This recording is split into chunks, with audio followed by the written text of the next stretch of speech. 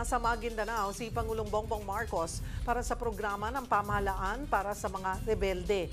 Mula Maguindanao del Norte, live na magbabalita si Bril Montalvo. Bril? Cheryl, nandito nga tayo ngayon sa Maguindanao del Norte para sa ceremonial signing ng isang programa ng pamahalaan para sa mga rebelde nga magbabalik loob sa gobyerno.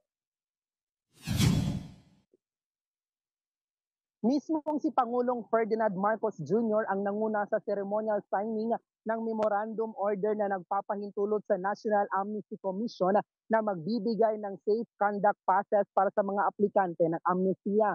Ayon sa NAC, nasa higit 2,000 aplikante na ang nag-apply ng amnestia sa kanilang tanggapan ngayong taon mula sa mga dating miyembro ng komunistang grupo na may mga kaso gaya ng pagpatay.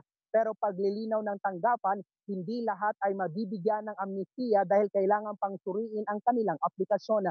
Hindi rin saklaw sa nasabing programa ang may mga kaso kagaya ng iligal na droga at panggagahasa. Kung sakaling magagawaran ng amnestia ang isang aplikante, ay absuelto na ito sa kanyang kinahaharap na kaso. Samantala, Cheryl, matapos ang programa ay binisita naman ni Pangulong Marcos ang mga sundalo sa 6th Infantry Division na nakabase dito pa rin sa Maguindanao del Norte. Tiningnan din ni PBBM ang daan-daang armas na sinorender ng mga dating rebelde.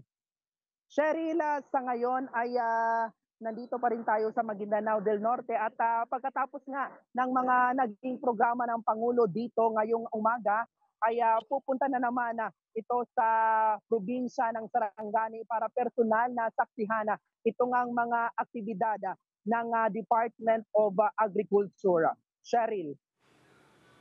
Daghang salamat, Bril Montalvo.